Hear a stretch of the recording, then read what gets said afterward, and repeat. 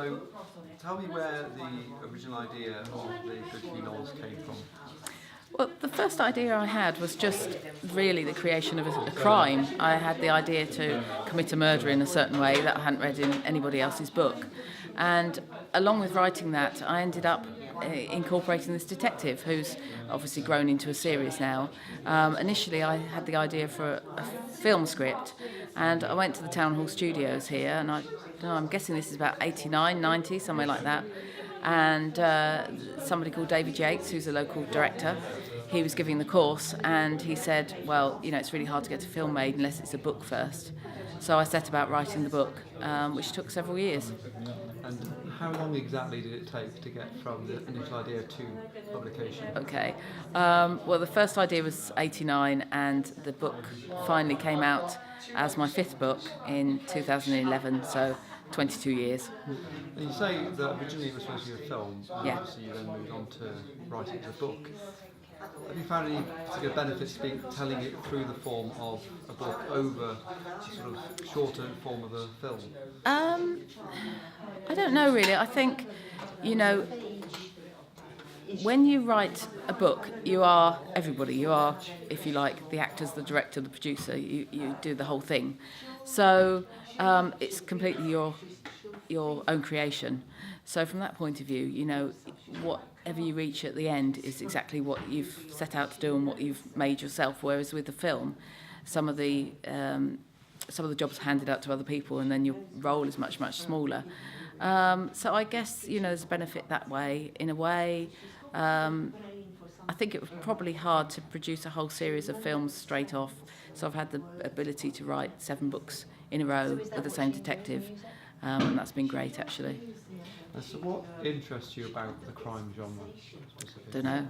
I've tried writing other things. I tried briefly writing romance, and I didn't get past about page 5 without killing somebody. So seems to be I've got a slightly dark and twisted imagination, I suppose. I grew up with crime, watching crime on television, reading crime books. I suppose some of the films that influenced me first off were, they used to put films sometimes on BBC Two in the late afternoon, and so if you weren't watching things like Blue Peter or whatever was on for kids, and you switched over and you watched those, there were these old black and white films. There were 3 that particularly influenced me: To Kill a Mockingbird, and Gaslight, and The Night of the Hunter. And I guess I watched them when I was about 11 years old, something like that, and they were all really gripping and good examples of storytelling, actually. So I suppose whether it's film or whether it's book, it's storytelling that attracts me, and what's a good story if it hasn't got a body in it. And Gary Goodhew, the character, where did he come from? Well, he's a bit of an accident. I was writing my first story and I needed a policeman in the story, and a friend of mine had said to me, can I be a character in your book? And I thought, well, why not? And he wanted to be sort of younger and better looking than he really was in real life. And so I wrote in this policeman for just one scene, and then a bit later on I wanted to write about a policeman again, and I used the same detective. And by the end of the book, his role had accidentally grown until he was the one character that I didn't want to leave behind. So what kind of officer and person is he? Is he a Morse? Is he a Marlowe? Is he a McRae? What kind of detective is he? When you first meet him, he's 25. He's wanted to be in the police since he was 11. So he's made it to detective in pretty much the shortest time possible. And the first book, Cambridge Blue, is his first murder investigation. So you've joined him really from the start. I know this sounds like a cliche, but he's a bit of a loner, aren't they all?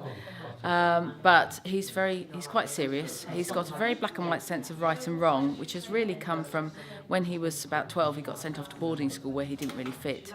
And he amused himself with watching old crime, film noir, really, reading crime novels. So he's developed this sort of black and white sense of right and wrong that he's carried forward. And I think it's interesting as well to see what happens to somebody when they're doing the job they've dreamed of since they were a kid, and it's probably not the way they imagine it to be.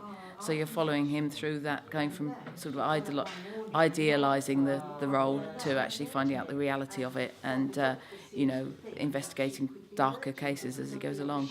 And police procedure is obviously a very specific thing, Yeah. and often it can be got wrong Yes. in fiction. So, how do you do your research, and how close do you try to keep to fact, and where do you sort of veer off into more fiction or fairy? Okay, well, I think I like to make sure that I've got people who help me with research on several fronts. So police researchers, a forensic pathologist, a heart surgeon who helps me with live body trauma, somebody who's a behavioural psychologist who will read the books to make sure that all the characters are doing things that are logical, not just the killer, not just the policeman, but all the characters are doing things that are logical for where that character is at that particular point of their journey. And all those things are very, very important to me.